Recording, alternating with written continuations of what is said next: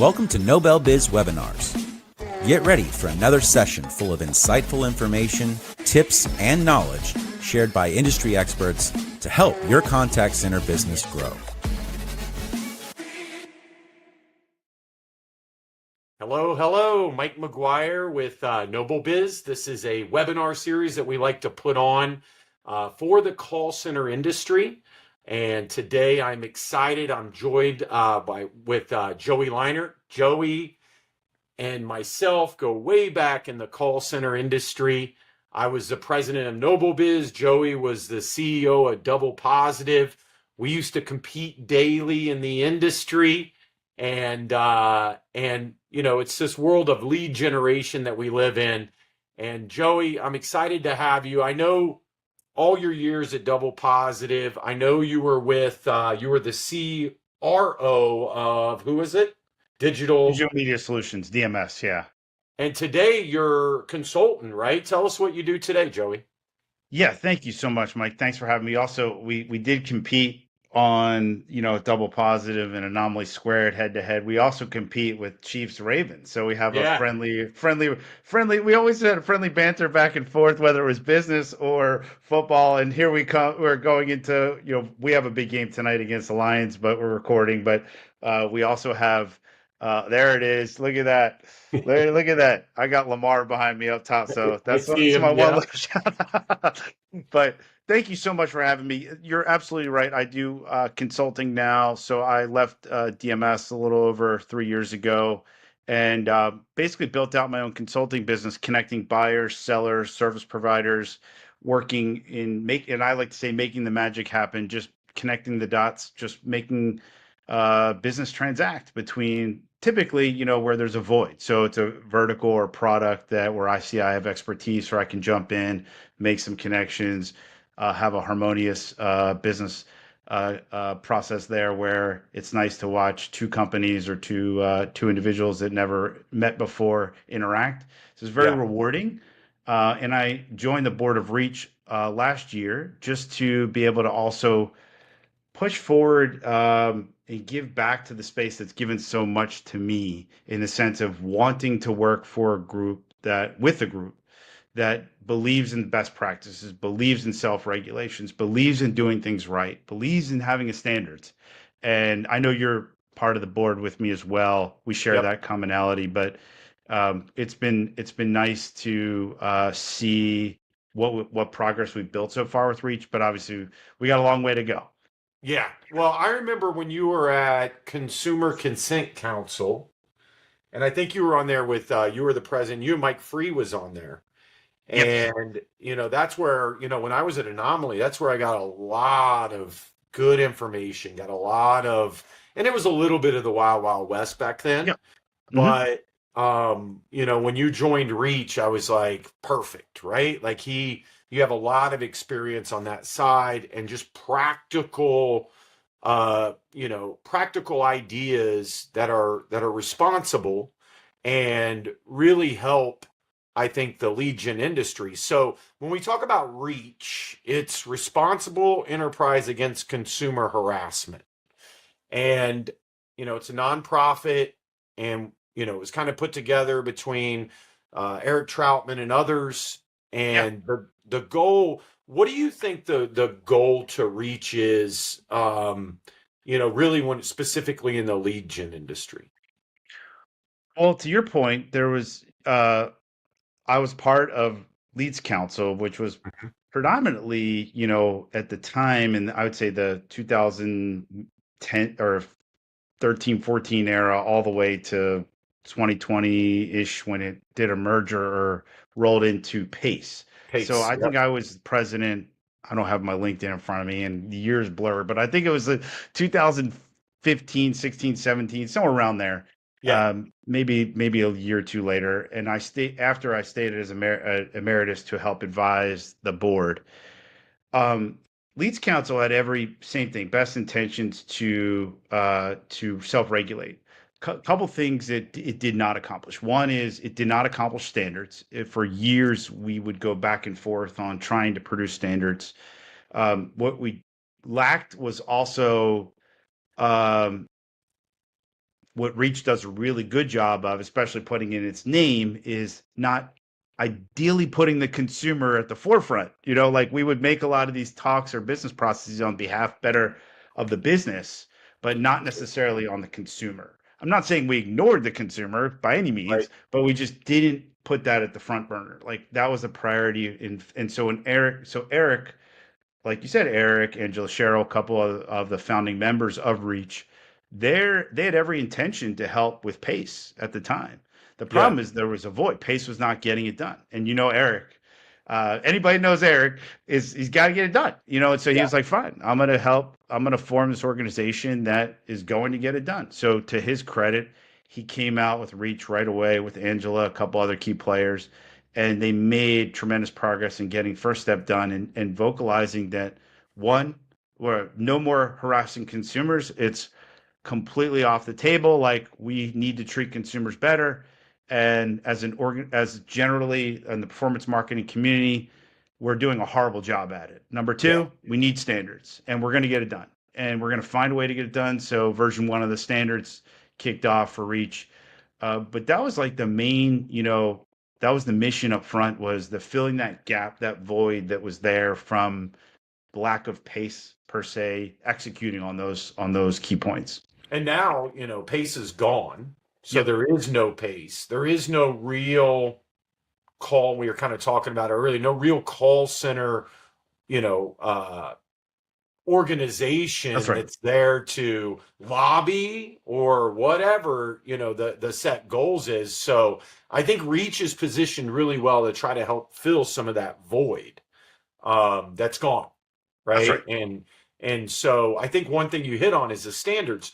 Standards are so important of an organization, because if you're going to self-manage, then if you don't have standards, then, how are you self-managing, right? And so everybody that signs up at Reach is saying, hey, I'm willing to follow a set of standards so we can self-police ourselves in the industry. And that's going to be companies like NobelBiz, Convoso, other companies that are doing the technology, they're doing the telecom, and then you have lead buyers, lead sellers.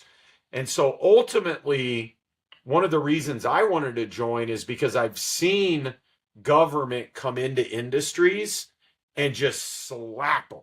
And so we were talking a little bit, and when I deal with the collections industry, they came in and they put in a very rigid process where we call it 7 and 7 is Regulation F.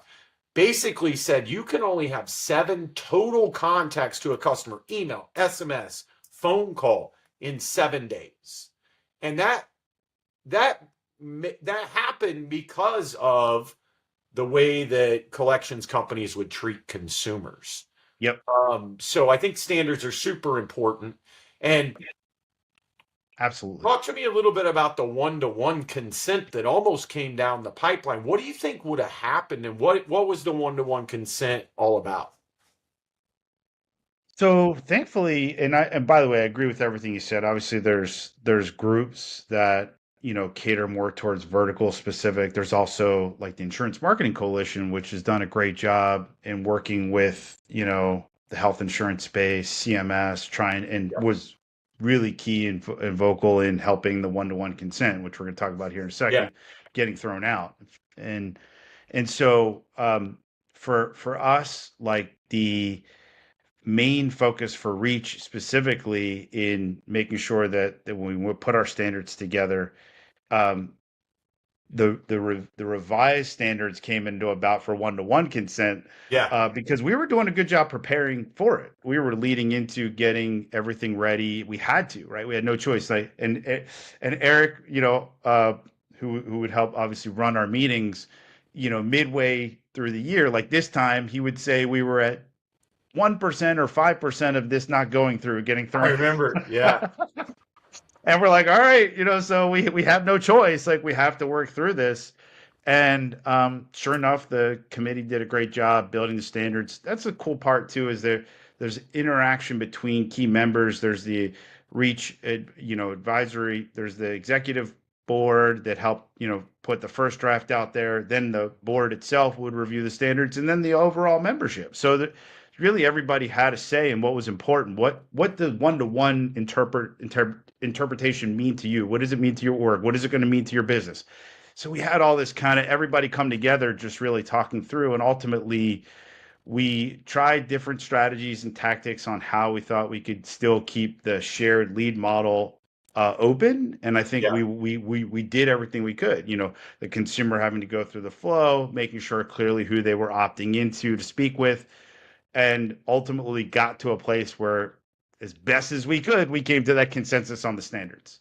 And but thankfully, in parallel, Eric did a great job with Pooja. Trav and Amin, our lead, firm, of course, that helps us run, reach, and administer our day-to-day, mission and vision. Went to Washington to help because obviously the election came about so fast. That was the big variable, the election and turn of administration, right? So that was Eric was rightfully so saying, hey, 0%, 5%, 10%, little strides to the point. Then we get to November, and here we are with the election. And the election obviously turned in favor of Republicans and Trump, and in all three facets: the House, Senate, and of course the president. And so at that point, people in our spaces, started talking about, hey, like, now we have a more business system. What are we doing here? It's like, guys, this was already voted on by the previous, the current FCC that was still in place at that time. Like, this is going into effect still in January. Well, there was still some doubt that could happen because, again, there was all this talk about, hey, and I think Ted Cruz, after the week of the election, he sent a letter to all the regulatory agencies, put your pen down. Well, the pen was already signed in our case, unfortunately for the law, but there was still this push now, this rejuvenation of, again, forget your political sides here, just more for what a lot of us felt regulation, right? Was for the better good of our space, was to keep, keeping the ability to be able to work through different ways of presenting the consumer options, just in the fashion, like you said, how you kicked off the call, without overreach, without overstepping its grounds, without telling us how to do it. We felt like we learned so much through this process of preparing for the one-to-one that we felt we could do it the right way. And that was important. So ultimately, Eric and Pooja went to right up until the deadline, and there was a lot of back and forth and work and trying to help get communication. In parallel, the Insurance Marketing Coalition was doing the same exact thing. They had already filed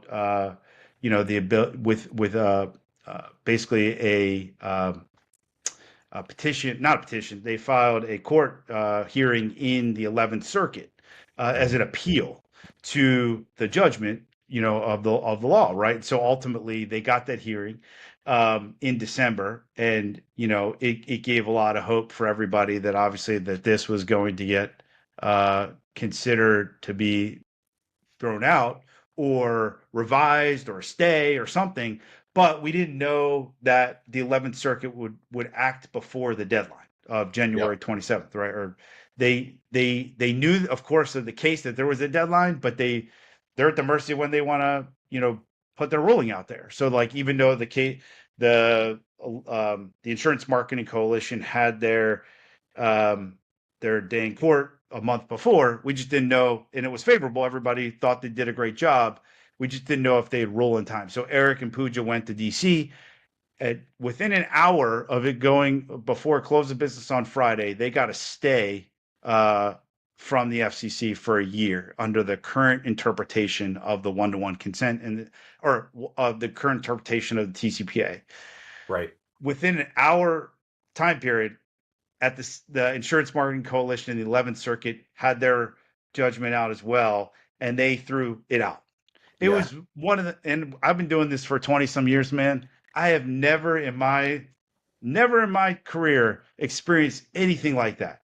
And I had friends, and I know you did too, that had put all this investment in technology. They were changing their lead forms that weekend. They were doing everything ready to be ready for that Monday. Like they had invested millions and millions of dollars of getting ready for that day.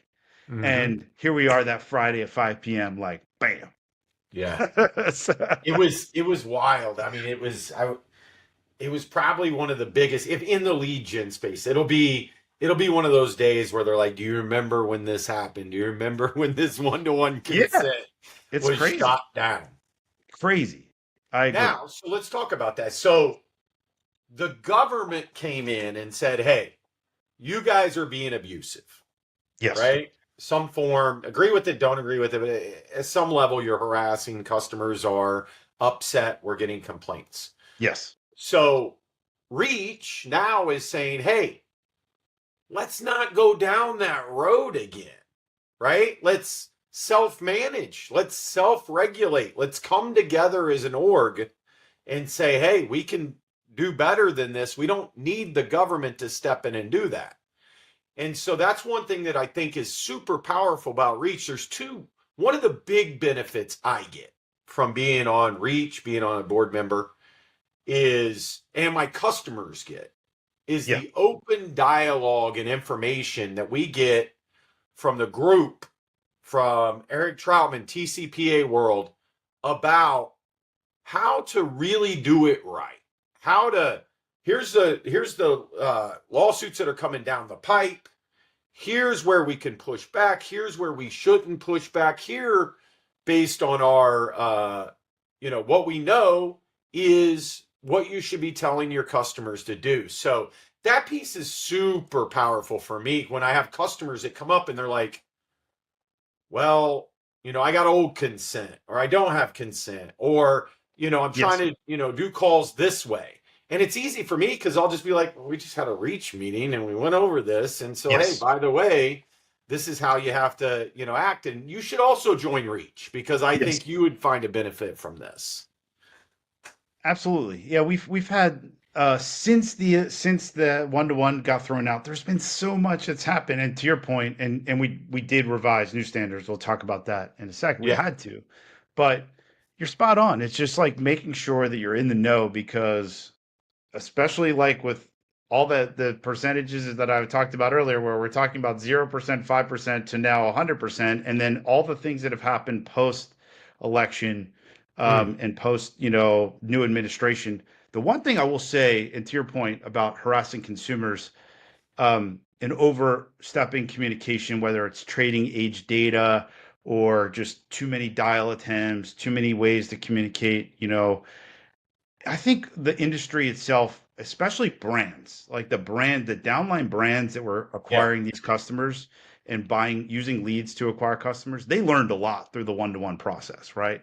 They Yeah. learned how their brand was being positioned through a lot of these lead forms, and I think it taught them a lot.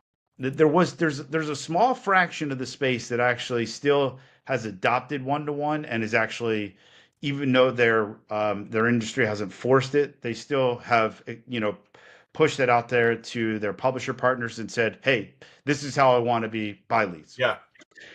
Thankfully, I think that understand and respect their take. Overall, I think, like you said, we're able to work through as a holistically across all verticals, across Yeah. all different industries, and say, "Hey, you know what? We did learn a lot through this process.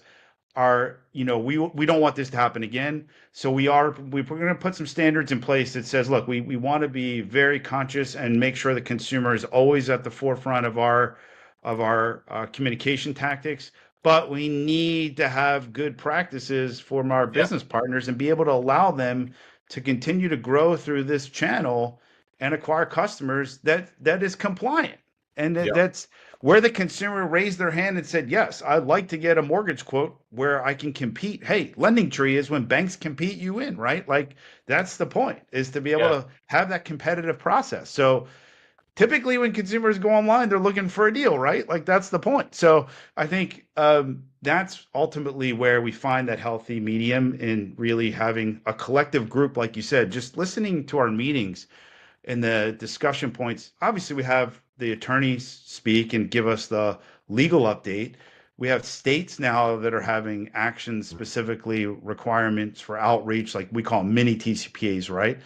But then we also have like technology. There's technology platforms that are giving us updates, like yourself, other dialer stacks, whatever it may be, and then buyers, right? Buyers are telling us what's important for them. So it's a collective effort in saying, hey guys, we can do this together. And Yeah. it's really cool to see.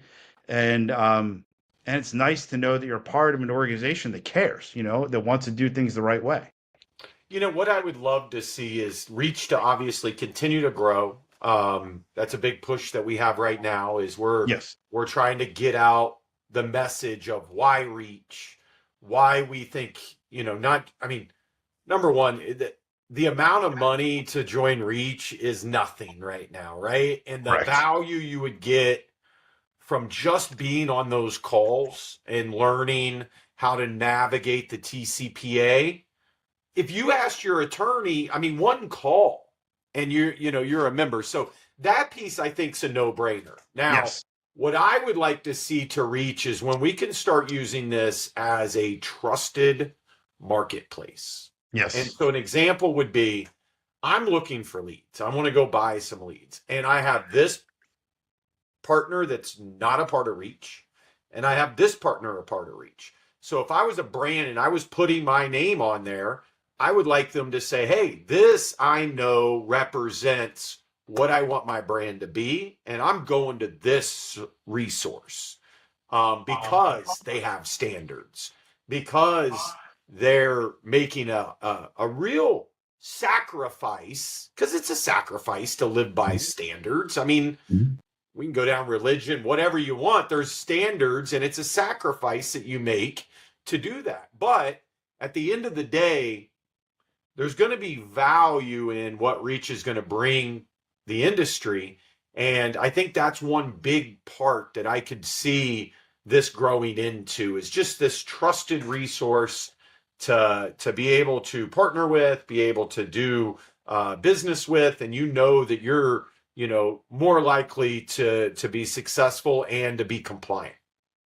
Absolutely. And your standards are the kind of the nucleus of that, right? Because when you go through this process of building out and we ran into this at Leads Council, which we never got the standards done to the level where we could publish them.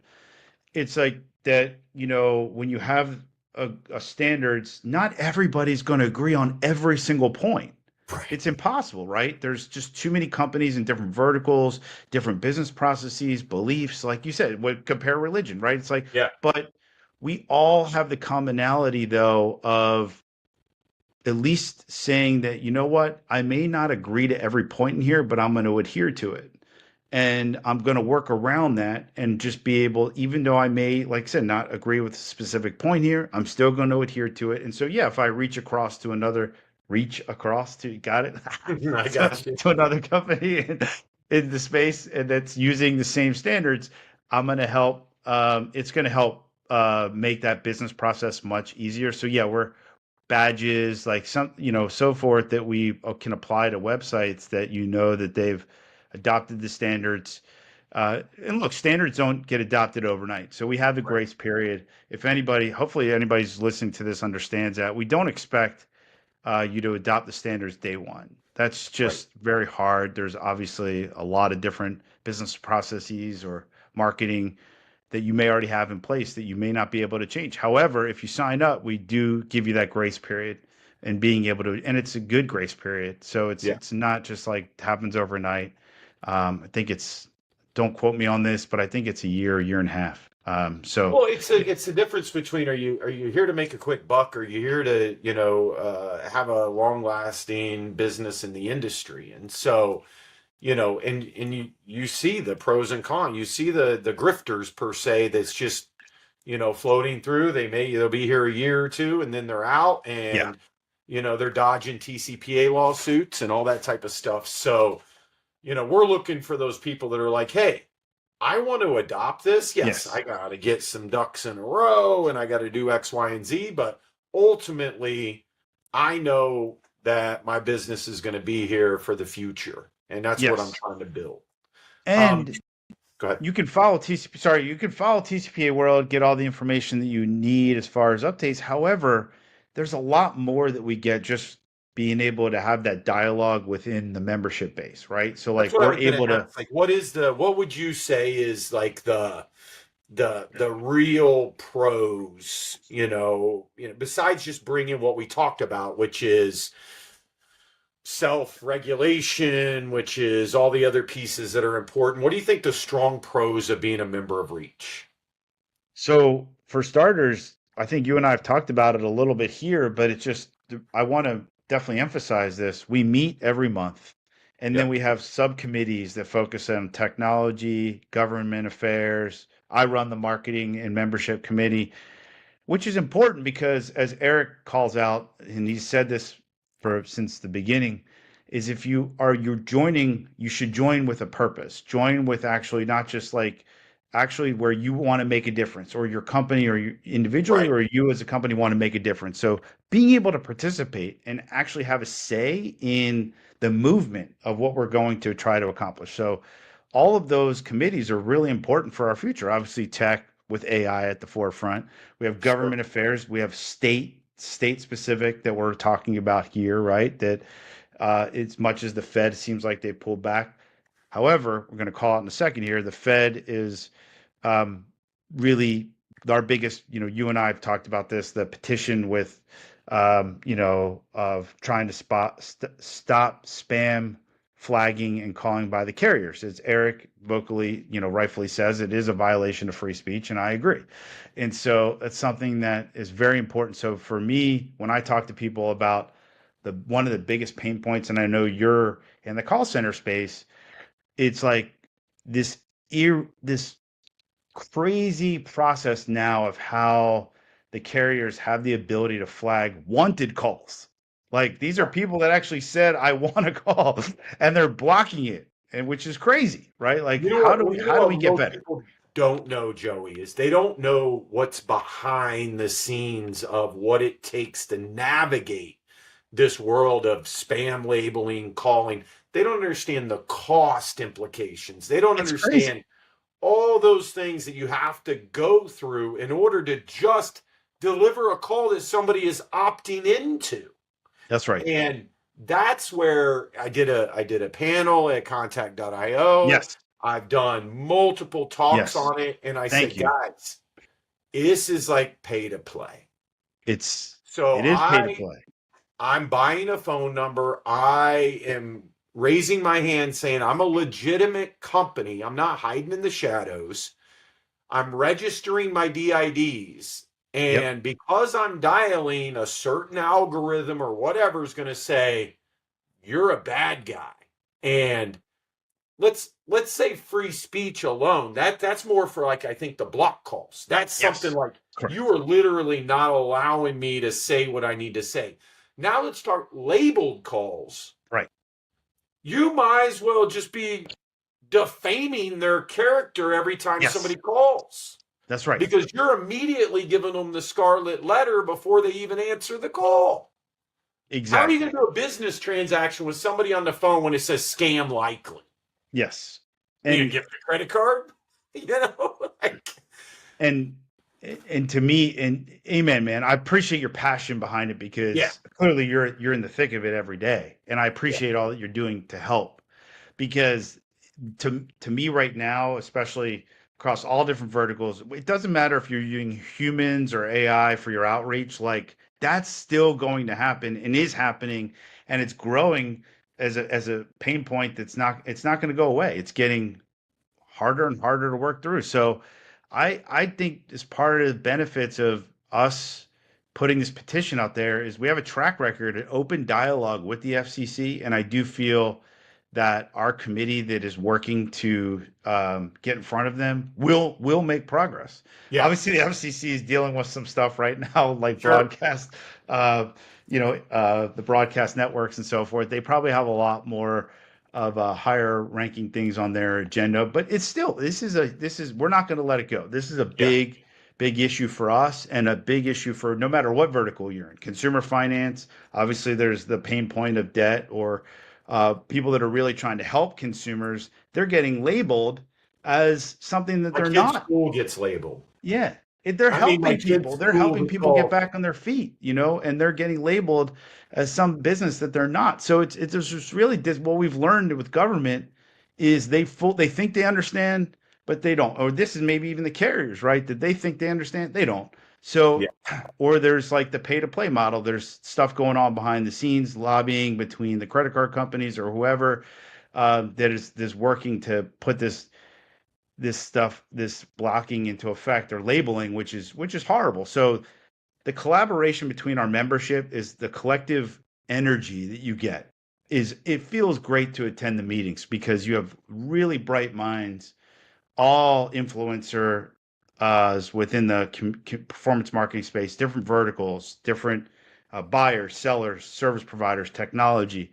And it's really great to hear. It's awesome to witness. And I do think that you could follow TCPA World and get updates, sure. But like, do you want to be in the know and have an actual say in it and then be able to talk to, for you or me, it's, I want to be able to go talk to my clients, like you said. But if you work for a big brand, you want to be able to Yeah. go talk to the key stakeholders and make sure that if you're representing compliance or legal, that your CEO, your CRO, your COO, everybody's in the know of making sure that what they can be doing to practice, do things the right way and pay attention to what's going on out there in the legal landscape. One of my biggest pitches to anybody that's listening right now, if you do outbound calling and your calls are getting labeled and you're spending hundreds of thousands of dollars every year just to get a phone call connected, then you need to join Reach. There's Yes. no other organization out there that's fighting this fight. In the Yes. name of stopping robocalls, everybody's turning over saying, well, it's the carriers. We can't do anything about this. And so Reach is. And so Yes. that's where you can put your money, your power, your what is actually happening to your business behind an organization that's going to fight for you. And Amen. that right there is such a powerful, if I don't even run a call center anymore, but I have thousands of clients that do. Yeah. Yes. And this is a struggle. It And is a so huge struggle. we're fighting the fight. And TCPA cases are up. Yep. Settlements are up. There's some out there, with the beliefs that because the one-to-one got thrown out, that these professional litigators and serial plaintiffs are going to go away. It's the exact opposite. They pounce on just different, because really now, based on the courts, it's up to the court now what they would interpret as definition of. We're back to like where we were with Yeah. so now it's really at that individual court what their definition of a text or a call would be under an auto dialer, and really how to prove that consent or express consent or express written consent. All those variables come into play. And so you really need to be in the know of what's going on. So if you're in the camp, it's like, oh, you know, um, there's cases are down, settlements are down. It's the exact opposite. They're at record levels. The other side I want to bring up too, Mike, and you and I saw this last year leading up to the one-to-one consent, is there's this camp that's just like they're either in denial or they're like, oh, these other guys will take care of it. Like, I don't want to put my name out there, right? Like, oh, I'll just let, so and so take care of it. And that is not a good way to operate. Like, if you're in denial or you just think that, like, oh, these guys will handle it for me, I don't need to be part of that, that's really bad. Like, that's where we as a lead gen community, performance marketing community, did not show up when the FCC was looking for comments. Yeah. And it was a ghost town. It was really sad. I think brands were afraid to put their name out there. Like the big lead generation, the big buyers, they were afraid to put their name on record. I understand that, but all the lead generators that built their businesses off of, this model, and it was like a ghost town. There was only, 5 to 10, comments out there that I could see in the comment period. So if you take the mindset that, oh, these guys will handle it for me, please, let's not do that again. That's why we're just, like you said, the dollar amount to join Reach is nothing. It's more just because we see strength in numbers. We want to work together. We want to have that collective voice. we don't want the entry fee to be any obstacle in today, especially in today's economy. We don't want it to be an obstacle into joining with us. So please don't take the mindset of, hey, these guys will figure it out, because we need your help. We want you to collaborate with us. Yeah, I think that's super important. I think some people just got lucky. Yes. They got lucky. It was the right election time. It was the stars aligned. If it was 2 months before, they wouldn't have been so lucky.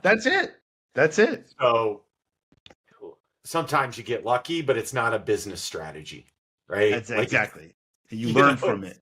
You yeah. learn from it, and you count your blessings. If you were looking for the one-to-one get thrown out, which I think the majority of our space was, you learn from the lucky factor, and you just say, we're not going to get lucky again like that. Like, we're not going to go from 0% or 5% getting thrown out to 100% in 2 months. Like, it just happened to be timing of the year that the election was, and signing into the federal registrar right before the president was about to get sworn in. I mean, it's just nuts.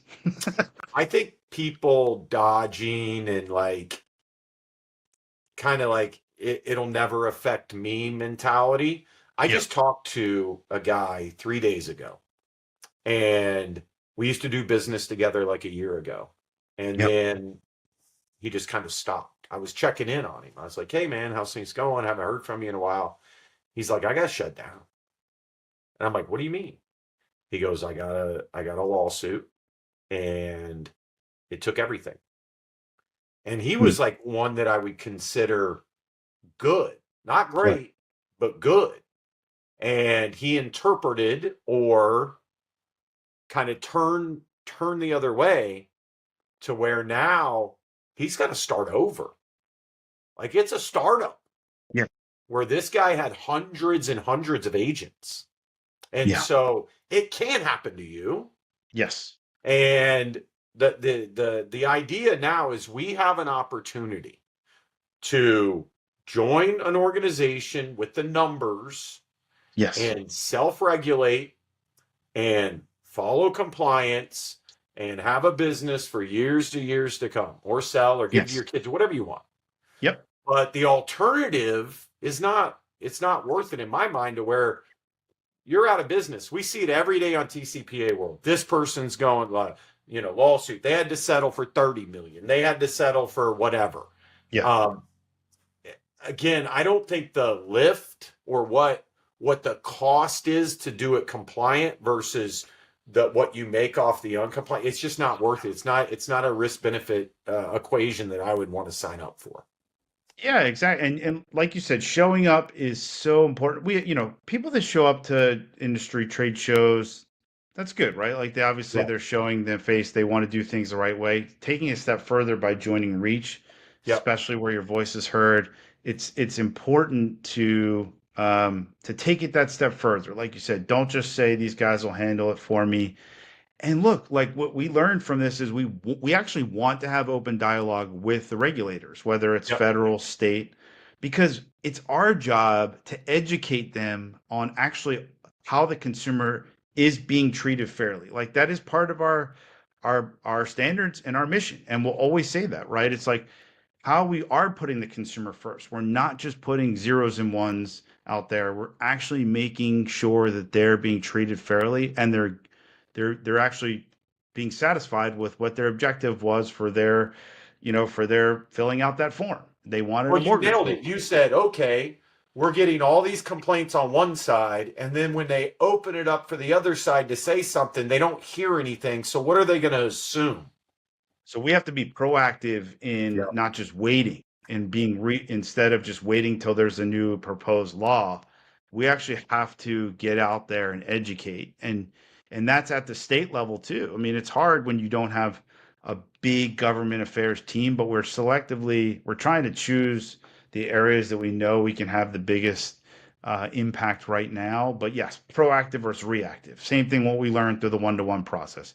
Get out there and make sure that they educate, even if we're sharing information on things that, like, we see within our space that we want to be able to educate them on, whether it's vertical specific or product specific.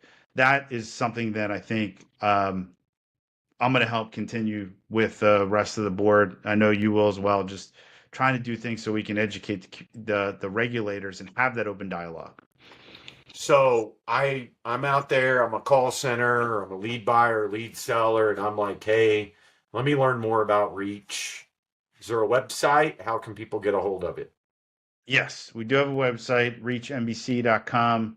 That's because we are in the NBC. It's not NBC like the network. It's NBC, Mutual Benefit Corporation. So reachnbc.com. You can hit the join now or about us, and you can you can fill out a lead form to learn more. Or if you're ready to join, you can just simply join. It says join us. You can join right there. And for anybody that's listening today, if you actually do fill out the form and you reference that you were on today's webinar, we'll be glad to give you a 25% off discount on any of the packages that you see on our site. That's awesome. Yes, and you would have until year end to take advantage of that as we consider our rates for next year. So I would definitely jump in. Like I said, we do not want our membership fees to be a hindrance to you joining. So that's why we're offering a discount.